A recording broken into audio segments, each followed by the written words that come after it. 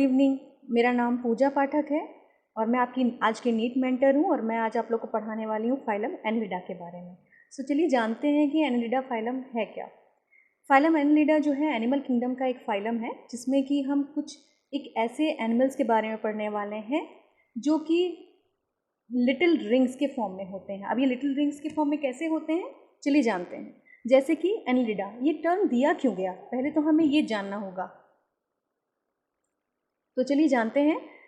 Annelida मतलब एन्युलस, एन्युलस word से ये एनिलिडा वर्ड आया है, जिसमें कि एन्युलस का मतलब होता है लिटिल रिंग्स और ग्रीक वर्ड एडियोस से मतलब है इनका फॉर्म, मतलब लिटिल रिंग्स मतलब अंगूठी के छल्ले की तरह इनकी बॉडी में कुछ फॉर्मेट होता है जिसको कहा जाता है एनिलिडा। और आप जैसे ये देख सकते हैं ये एक एनिमल है, आप इसको देख सकते हैं, इसके अंदर कुछ आपको रिंग्स के फॉर्म में इसकी बॉडी में दिखते हैं। जैसे कि आपने कभी कभी देखा होगा अर्थवॉर्म को, जो केचुआ होता है जो बरसात के समय में आपके घरों में निकलता होगा, आपने देखा होगा आपके गार्डन्स में, आपके किचन गार्डन्स में हमेशा आपने देखा होगा। तो वो जो है एनिलिडा का ही एक एनिमल है। और ये आप देख सकते हैं, मैंने एक डायग्राम लगाया हुआ है जो कि एक लीच है और ये हमेशा आपने आपको शायद अभी आपने कभी ना देखा हो, लेकिन फिर भी कभी न कभी आपने घूमते हुए पार्क में या कभी कभी अपने घर के किचन गार्डन में देखा होगा कि ये लीच है जो कि एक पैरासाइट है। कैसा पैरासाइट है? एक्टो पैरासाइट, क्योंकि ये बॉडी के बाहर पाया जाता है। तो ये एक ऐसा पैरासाइट है जो कि खून को चूसता है किसके अंदर से, जैसे जितने कैटल्स होते हैं उनके ऊपर ये एक एज अ पैरासाइट वहाँ रहता है और उनके खून को चूस के अपना जीवन का यापन करता है। चलिए अब हम ये जानते हैं कि इनके कैरेक्टरिस्टिक्स क्या हैं। इनके कैरेक्टरिस्टिक के बारे में बात करें तो पहला आता है कि इनका हैबिटेट कैसा है। हैबिटेट ये है कि देखिए, हैबिटेट में ये सब एक्वेटिक भी होते हैं, टेरेस्ट्रियल भी होते हैं, फ्री लिविंग भी होते हैं, पैरासाइट भी होते हैं। पैरासिटिक जैसे अभी हमने देखा कि एक लीच है वो कि पैरासिटिक है क्योंकि वो किसी और जानवर के ऊपर अपने आप को रख के अपना जीवन के लिए उसको खाना मिलता है और वो जिंदा रह पाता है। एक्वेटिक क्यों? क्योंकि कुछ ऐसे फॉर्म्स भी हैं जो कि पानी में पाए जाते हैं, जैसे कि नेरिस, जिसके बारे में हम लोग आगे पढ़ने वाले हैं। और टेरेस्ट्रियल होते हैं और फ्री लिविंग होते हैं, जैसे कि अर्थवॉर्म जो कि मैंने पहले मेंशन किया है। तो चलिए अभी हम जानते हैं कि बॉडी सिमेट्री कैसी होती है इनकी। बॉडी सिमेट्री का मतलब है कि इनके अंदर organ system level of organization पाया जाता है। इससे क्या मतलब है? क्योंकि जब हम पढ़ते हैं एनिमल किंगडम को तो हम ये जानते हैं कि जब हमारे इवोल्यूशन हुई थी तो पहले बहुत प्रिमिटिव टाइप के ऑर्गेनिजम्स पाए जाते थे जिनके अंदर सिर्फ सेल्स पाए जाते थे। तो धीरे धीरे जब इवोल्यूशन होता गया और हमारे एनवायरनमेंट चेंज होता गया, हमारे पृथ्वी पर जब पेड़ पौधे आने लगे, धीरे धीरे एनिमल ने इवॉल्व होना शुरू किया ताकि वो इस कठिन परिस्थितियों में सर्वाइव कर सके, इस ड्रास्टिक कंडीशन में सर्वाइव कर सके। तो उस समय अपने आप को सर्वाइवल के लिए बेहतर बनाने की कोशिश में organ system level of organization का एक जो है यहाँ पे शुरू हुआ। कैसे? उनकी बॉडी में, एनिलिडन्स की बॉडी में ऑर्गन्स पाए जाते हैं जो कि एक साथ मिलके काफ़ी सारे फंक्शंस परफॉर्म कर पाते हैं। जैसे कि इनके अंदर सर्कुलेटरी सिस्टम पाया जाता है जो कि इनकी बॉडी में फ्लूइड का जो है इनके ब्लड का भी जो है फ्लो बनाता है। और चलिए आप बात करते हैं कि बायलिटरल सिमेट्री। बायलिटरल सिमेट्री क्या होती है? बायलिटरल सिमेट्री मतलब जब एक ऑर्गेनिज्म है और उसके बीचों बीच से अगर हम एक प्लेन पास करें जिसको कहा जाता है सजाइटल प्लेन, अगर वो पास करें तो वो एनिमल दो हिस्सों में डिवाइड हो पाए, दोनों हिस्सा एक दूसरे के इक्वल हो, उसे कहा जाता है बायलिटरल सिमेट्री। तो अब हम लोग जानते हैं इनकी बॉडी किस तरह की होती है। इनकी बॉडी होती है ट्रिप्लोब्लास्टिक। अभी ट्रिप्लोब्लास्टिक क्या है? ट्रिप्लोब्लास्टिक ऑर्गेनाइजेशन जो है उसको कहा जाता है जैसे कि 3 लेयर आई, 3 जर्म लेयर्स के बारे में जब हम बात करें, 3 जर्म लेयर्स मतलब होते हैं जब एक organism during the time of development, जब उसका डेवलपमेंट हो रहा हो, तब उस डेवलपमेंट के टाइम पे उसके शरीर में एक गैस्ट्रोला स्टेज आती है। उस गैस्ट्रोला स्टेज में शरीर में 3 लेयर्स बनती हैं। एक एक्टोडर्म होती है बाहर वाली, एक इनर लेयर होती है एंडोडर्म और एक बीच में होती है मेसोडर्म। ये तीनों लेयर ही बाद में इन फ्यूचर डिसाइड करता है कि ये ऑर्गेनिज्म का कौन सा बॉडी पार्ट बनाने वाला है, और यही कहलाता है ट्रिप्लोब्लास्टिक। तो अभी मुझे ये बताइए, अगर इसमें 3 लेयर है तो ये ट्रिप्लोब्लास्टिक है, और अगर 2 लेयर हुए तो वो ऑर्गेनिजम्स हमें डिप्लोब्लास्टिक कहलाते हैं। अब आती है दूसरी बात कि इनकी बॉडी में एक और खासियत होती है और बहुत इंपॉर्टेंट ये टर्म है, आपको इसको याद रखना पड़ेगा कि ये मेटामेरिकली सेगमेंटेड होते हैं। आप इनकी बॉडी में देख सकते हैं, सेगमेंट्स देख सकते हैं कुछ कुछ। ये सेगमेंट्स बताते हैं कि इनकी बॉडी में ये जो सेगमेंट्स हैं ये आप हर एनिलिडन की बॉडी में देख पाएंगे, और जो कि इनकी खासियत है। और ये कई बार एग्जामिनेशन में पूछा भी जाता है कि मेटामेरिकली सेगमेंटेड बॉडी फॉर्म किसका कैरेक्टरिस्टिक है, तो ये एनलिडन्स का कैरेक्टरिस्टिक है। अब आते हैं सीलोम के बारे में। अब ये बॉडी सीलोम क्या होता है, जैसा कि आप जानते हैं एक एनिमल है, उसकी बॉडी में जब गट होती है, जो उसकी डाइजेस्टिव सिस्टम होता है, जो उसका एलिमेंट्री कैनाल होती है, उस एलिमेंट्री कैनाल और बॉडी वॉल, जो उनकी बॉडी वॉल है, जो ऊपरी ये बॉडी वॉल है, उसमें कैविटी होती है। उस कैविटी को हम लोग कहते हैं, उस कैविटी को कहा जाता है सीलोम। तो ये किस तरह के एनिमल्स होते हैं एनिलिडन्स, अगर आपसे पूछा जाए तो हम लोग ये बताएंगे कि सीज़ोसिलोमिक होते हैं। सीज़ोसिलोमिक क्यों होते हैं, चलिए ये भी जान लेते हैं। सीज़ोसिलोमिक इसलिए क्योंकि इनकी बॉडी जो होती है, सिलोम जो है वो ट्रांसफर सेप्टा में डिवाइड होती है, कुछ सेगमेंट्स में डिवाइड होती है, जैसे कि आप देख सकते हैं पाउचेज में, ये देख सकते हैं आप, ये पाउचेज में। तो इस वजह से इनको ये जो सिलोम होता है ये स्प्लिट हो जाता है दो फॉर्म में, जिसको मेसोडर्म कहते हैं। तो इसीलिए ये सीज़ोसिलोमिक कहलाते हैं। अभी हम बात करते हैं हाइड्रोस्टैटिक स्केलेटन के बारे में। अभी हम लोग बात करते हैं हाइड्रोस्टैटिक स्केलेटन के बारे में। सिलोम जो इनकी बॉडी में प्रेजेंट है, उसमें सिलोमिक फ्लूइड प्रेजेंट होता है। अब वो सिलोमिक फ्लूइड का क्या फंक्शन है, उस सिलोमिक फ्लूइड का ये फंक्शन है कि वो इनकी बॉडी में एक जो है एक स्केलेटन की काम करता है। स्केलेटन मतलब जैसे हमारे शरीर में हड्डियाँ, मांसपेशियाँ काम करती हैं, वैसे ये हाइड्रोस्टैटिक स्केलेटन की तरह काम करता है।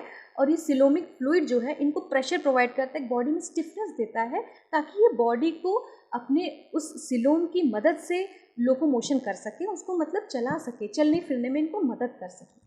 अब आगे आते हैं लोकोमोशन। लॉन्गिट्यूडनल और सर्कुलर मसल्स इनकी बॉडी में पाए जाते हैं, और ये मसल्स ही इनको हेल्प करते हैं, मदद करते हैं इनको चलने फिरने में, क्योंकि ये एक जगह खड़े रहने वाले तो ऑर्गेनिज्म नहीं है, तो इनको लोकोमोशन करने के लिए कुछ तो होना चाहिए, क्योंकि हमारी बॉडी में हड्डियां हैं, मांसपेशियां हैं, ताकि हम जब चाहें घूम सकें, फिर सकें। तो ये किस मदद से घूमते फिरते हैं, लॉन्गिट्यूडनल और सर्कुलर मसल्स की तरफ से।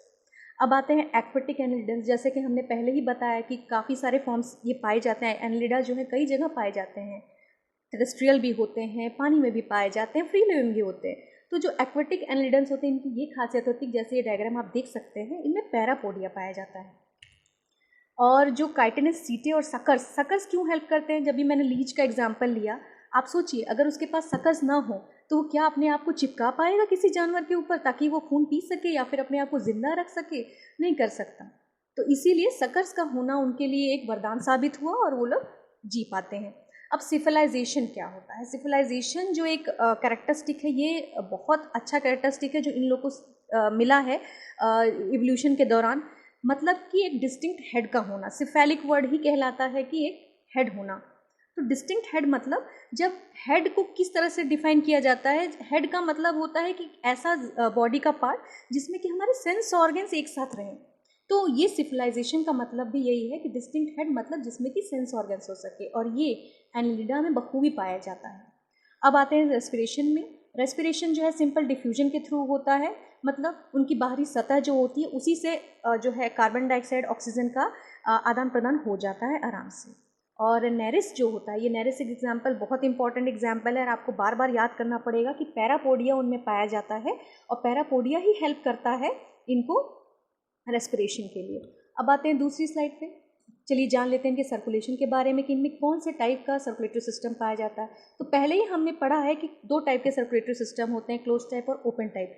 एनिलिडन्स में close type of circulatory system पाया जाता है। क्लोज टाइप मतलब, ओपन टाइप मतलब जब हार्ट डायरेक्टली ब्लड पंप कर दे पूरी बॉडी में, तो वो पूरी शरीर के जितने टिश्यूज़ हैं, सेल्स हैं, वो डायरेक्टली उनमें बात हो जाए, उसमें नहा ले पूरी तरह से, उसको कहते हैं open type of circulatory system. Open type of circulatory system का ये मतलब नहीं होता कि सिर्फ उसमें वीन्स और आर्टरीज नहीं होंगी, कई बार होती भी हैं, लेकिन उसमें डायरेक्टली सेल्स पूरे जो है कांटेक्ट में नहीं आते हैं, टच में नहीं आते। तो close type of circulatory system मतलब इनके पास हार्ट भी है, वीन्स भी है, आर्टरीज भी है, कैपिलरीज भी है, तो इसलिए इनका close type of circulatory system है, क्योंकि वो वीन्स और आर्टरीज के थ्रू ही इनका ब्लड जो है पूरी शरीर में फैलता है।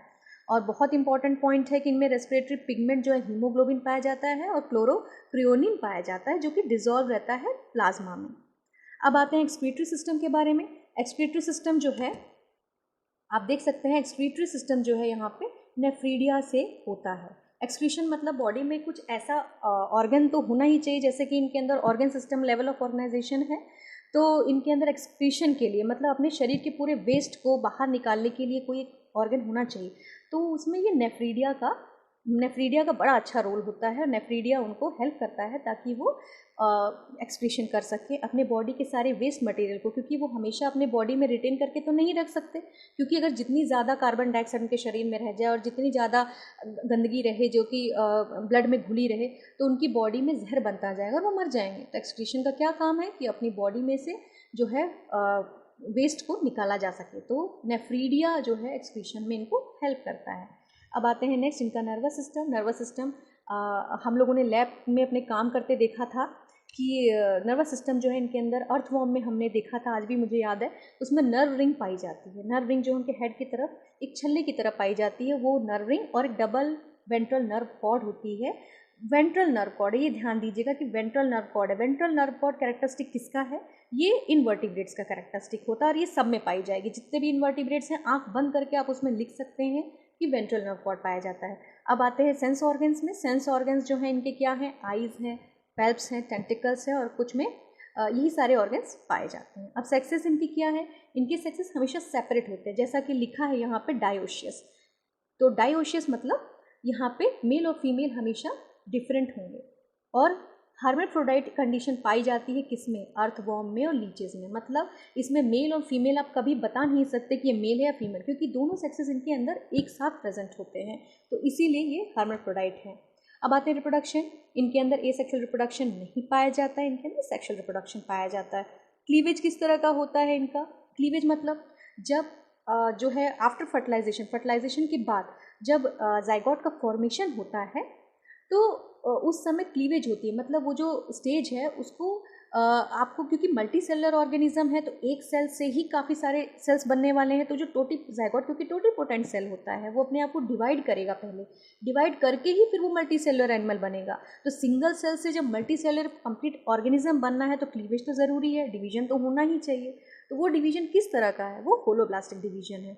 अब आते हैं डेवलपमेंट पे। डेवलपमेंट यहाँ पे डायरेक्ट होता है इन मोनोशियस, जो मोनोशियस होते हैं जिनके अंदर हर्मेफ्रोडिटिक कंडीशन होती है, उसमें डेवलपमेंट हमेशा डायरेक्ट होगा। डायरेक्ट डेवलपमेंट मतलब उनके अंदर कोई लार्वल स्टेजेस नहीं पाए जाएंगे। लेकिन जब इनडायरेक्ट डेवलपमेंट की बात आएगी तो ये डायोशियस होगा और उसके अंदर लार्वा कौन सा पाया जाएगा? Trochophore larva. ट्रोकोफोर लार्वा एक ऐसा कैरेक्टरिस्टिक है जो कि मोलस्कन में भी पाया जाता है।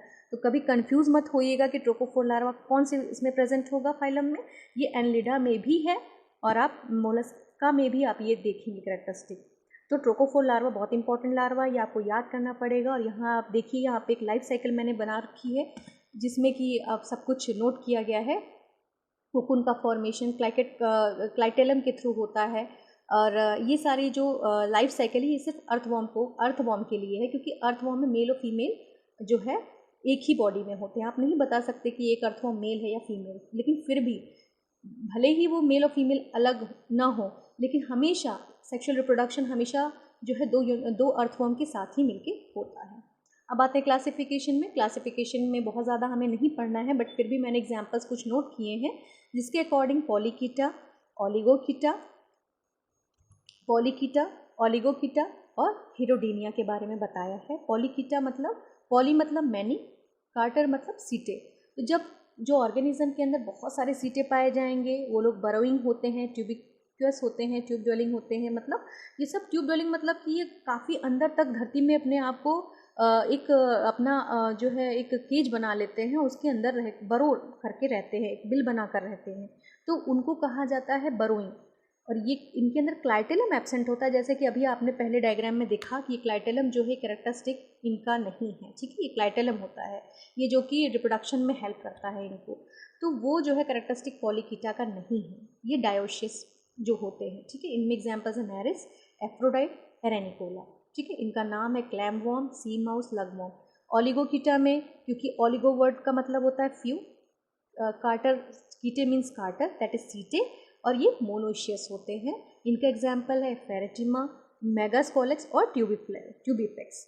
अब आते हैं हीरोडीनिया जो कि वर्ड ही देख रहे हैं आप। इसमें क्या होता है? इसमें डेफिनेट नंबर ऑफ सेगमेंट होते हैं। इनके जो एन्युले होती है, इनकी जो एन्युलर मतलब जो लिटिल रिंग्स मैंने बताई थी, जो चाबी के छल्ले की तरह जो इनके शरीर में जो बनावट होती है, वो जो है डेफिनेट नंबर में होती है, वो हमेशा काउंटेबल होती है और हर सेगमेंट में आपको याद होना पड़ेगा कि कौन से सेगमेंट में इनके जो है हार्ट प्रेजेंट है, कौन से सेगमेंट में इनका एक्सक्रीटरी सिस्टम प्रेजेंट है और कौन से सेगमेंट में इनका जो है रिप्रोडक्टिव सिस्टम है। तो ये एक बहुत इंपॉर्टेंट कैरेक्टरिस्टिक है हिरुडिनेरिया का, जो कि हिरुडिनिया का पार्ट है। अब आते हैं इनके एग्जाम्पल्स में, देख रहे हैं आप हिरुडिनेरिया, ये फ्रेश वाटर लीच है, पॉन्टोपडेला एक मराइन लीच है और हीमेडिप्सिडा जो है एक लैंड लीच है। देखिए ये जो है मैंने बताया था ये बरोइंग होते हैं और ये इस बिल में रहते हैं इस तरह से ड्वेल करके। ये एक कैरेक्टरिस्टिक है इनका। और थैंक यू मेरा वीडियो इतने ध्यान से देखने के लिए और मुझे अप्रिशिएट करने के लिए थैंक यू। और जल्द ही हम आपसे और भी वीडियोज़ लेके मिलने वाले हैं। Thank you so much.